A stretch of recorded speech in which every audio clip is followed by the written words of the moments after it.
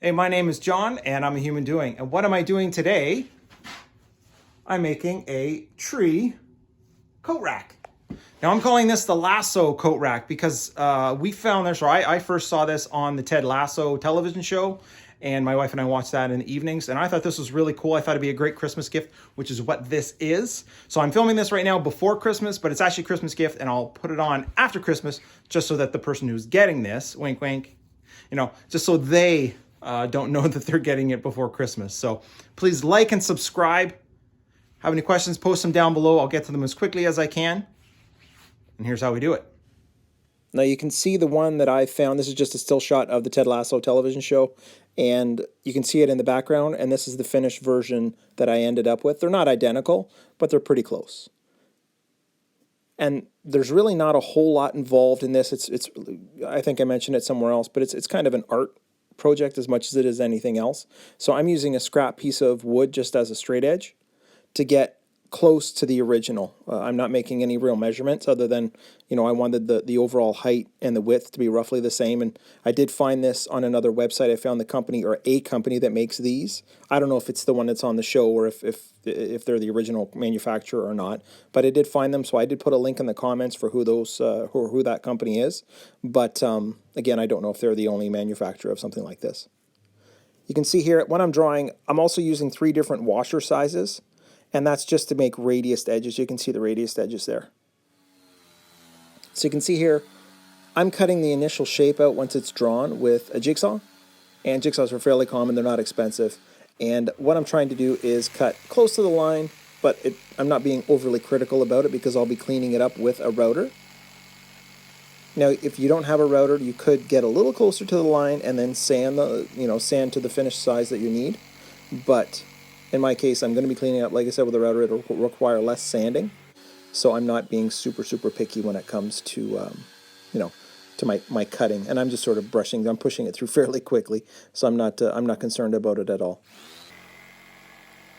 So once you're done with the jigsaw, you can see the rough shape here, and it looks pretty good. It's close. But as I mentioned, I'm going to be cleaning it all up with a router, and I'm using a top bearing. It's a 3/4 inch straight cutter with a top bearing. And I'm going to be using just scrap pieces from around the shop. And I'm using a pin nailer. You could use 2-way tape, but the 2-way tape that I had, I wasn't confident with its grip. So I used just 20 gauge pin nails. And I'm using a straight edge with that top bearing riding along it. And I'm doing this in sections. So I'm just doing a straight edge, a portion of a straight edge, and then moving those straight edges as I go along. And what I end up with is a very smooth edge that won't need to be sanded, especially something that's going to be painted like this. So in some cases, you can do multiple, more than 2. You can do 3 or 4 or 5 or 6 edges in one pass with your router. So in this case here, I'm doing 4, but it actually ends up going very quickly.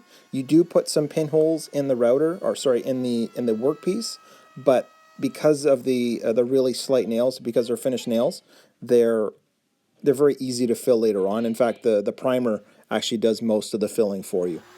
And here I'm cutting the last 4 pieces, or 4 sections, if you want to call them that, just to clean up that the jigsaw marks. But the entire, face, or the entire cleanup took roughly 10 minutes. It took almost no time. And again, I'm getting to use some of the scrap pieces of material that I would have otherwise discarded. So it's always good to use up that scrap. Nice and smooth edge there. So the only part left to clean up, really, are the ends, or the little tree branches, the very ends. So I'm doing radius corners like I did. I drew them earlier with these washers. So I'm making templates with the same washers. So I cut them out roughly on the bandsaw, and then I brought them over to a sander, and I just cleaned up the radius just to make sure I had a nice smooth edge, just to make sure everything matched. And all I'm doing is basically the same thing as all the straight portions. I'm just using that as a guide. And I have 3 different radiuses just to give, the project a little bit of flavor. And I didn't want to have the same radius edge everywhere. Although I am using my 1/8 of an inch roundover bit. It seems to be one of my favorite bits. I'm using that for the entire project just to get rid of any hard edges. I don't want it to be sharp. MDF can be sharp if you're not careful, and you definitely don't want to have any sharp edges. To help mate the tree, or the rack, the coat rack portion, to the actual base, I wanted to have it fit into a slot that I'll be putting in that base. That's a square base, you'll see shortly. But I wanted to cut out some notches so that it would allow it a little bit more easily to fit into that base. So the trunk, the bottom of the trunk, actually this portion of the tree would be called the crotch. So I'm cutting up the crotch, and I'm just cutting out a few sections. And what that's going to do, as you'll see shortly, is make it easier for it to fit into that base. So I'm just removing this again, same router bit, and the same process. I'm using just scrap MDF as guides, and I'm just removing some chunks, and I'm just making it basically a mirror image on either side. So as I pull these pieces off, because I'm so strong, I pull them off, and you'll see what I'm left with. Oh, there we go, finally. So I've got two nice straight edges, and they're parallel, and that'll make it a little bit easier to fit into the base. And this square piece here you see, that's going to be the base. And I'm putting two blocks on either side of a vertical piece of MDF. That's a piece of scrap, but that scrap is the same thickness as the coat rack itself.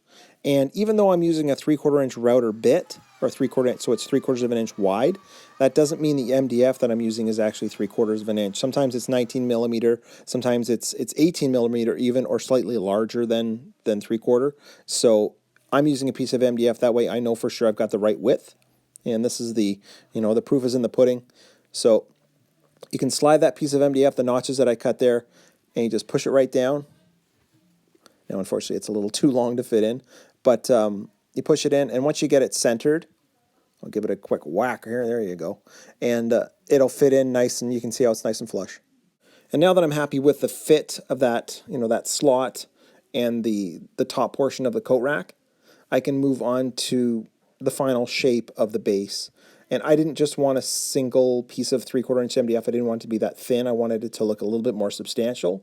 So I'm basically putting like a picture frame on top of a picture frame around that. So it's going to make it 2¼ inches thick, more or less. And I'm leaving it open in the middle intentionally, because if I find that once it's assembled, if I need to add any weight, it'll just make it a little bit more stable. In this case, I didn't need to add any. And for cosmetics, I'm just putting a small chamfer on the top edge. This is the edge that's going to be exposed on the base. So I just put that there again. It's just for cosmetics. So this was originally planned on being the sort of the final assembly before finishing, but I found that when it was assembled, it was a little bit wobbly. You can see, it's flapping in the wind there, and I don't want that. So I decided to put a little bit of structure around the tongue that kind of pops pops in through the bottom. So that tree trunk that when you have it assembled, it actually pushes through about 1.5 inches through the bottom, not quite 1.5 inches. So I put some support around that, and I also decided to put a few tapered portions on the top of the tree, or right around the tree. So the trunk itself is going to be a 3-piece assembly. So I just did some tapered pieces, and I used the track saw to cut that. It does quick work and stuff like this. And you'll see here when it's assembled, or as it's being assembled, it's just put together with, just carpenter's glue and some 1¼ inch brad nails. And again, it's just a support piece on the front, and there's an identical piece that's on the back. And again, that's totally there for support. So once you're happy with the structure, in this case I was happy with how strong it was after I added those pieces, it's time to move on to finishing. Now, I haven't filled any pinholes. When I did the original cutting with the router, there are very small sort of pinholes inside or on this project, but I'm allowing the primer to fill some of those holes. So I will be using a spackle. It's the type that starts out pink and it's white when it's dry. It's very quick drying stuff. So, but the way I mix my primer, it's relatively thick, and it fills, I'd say, 80% of the holes. I mean, there's really not that many holes, so it does a good job. So I'm going to call it 2.5 coats of primer. So 1 coat where I only do the edges. This is MDF, and if you're familiar with painting MDF or trying to seal the edge, it does take a little bit of extra material to seal those edges. But because I'm using a solvent-based primer, again, it's a lacquer-based primer, you don't have to go crazy. If you're trying to do it with something like a latex, just avoid that entirely. Don't use anything that's water-based when you're trying to seal MDF. You definitely do a solvent-based product. but I'm going, and you can see here, I'm doing the bottom edge. And you don't have to do, like I said, the nice thing about the solvent-based is it really does a great job in MDF, so stick to the solvent-based whenever you can. And as mentioned previously, you can see some of the pinholes that I'm filling in, the ones that weren't filled by the first full coat of primer. So you can see how it's white in some spots, pink. The pink is because it's not dry yet, but it dries very, very fast. So with all the priming and sanding done, it's time for me to do the top coat. And in this case, I'm using a 25-degree sheen top coat. Again, it's lacquer based. And because the lasso tree, because I'm calling it the lasso tree, it was white, so I decided to paint it white. I mean, it'll match just about anything in the house that it's going in, so it made it nice and easy. And you can see the finish, again, with 2 coats, you get a pretty good surface. It's 25-degree sheen. This is actually fresh, so it looks shinier than it actually is. Oh, there I am. Hello. And it's a nice durable paint. I mean, this is a pre-cat lacquer, so it's relatively durable, and it should last for a long time, even with the wear and tear that you would with a coat rack. When I was assembling it, I decided, after the paint was dry, that I wanted a screw on the bottom just to make sure that the base didn't fall off. I mean, it was a snug fit, so I put a screw. I actually notched out a section so the washer would fit more cleanly, but I put that there just in case. And here's the final project. I think it turned out pretty well, and it really does look like the original.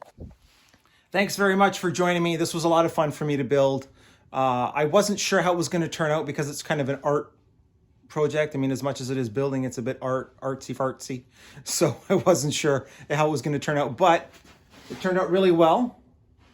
Hopefully my sister, one of my lovely 2 sisters, one of them is getting this for Christmas. So hopefully they're enjoying it. Hopefully it's something you can try to build if it's something you're looking to do. And like I said, like, subscribe, post any questions you have below, and I'll see you on the next one. Thanks.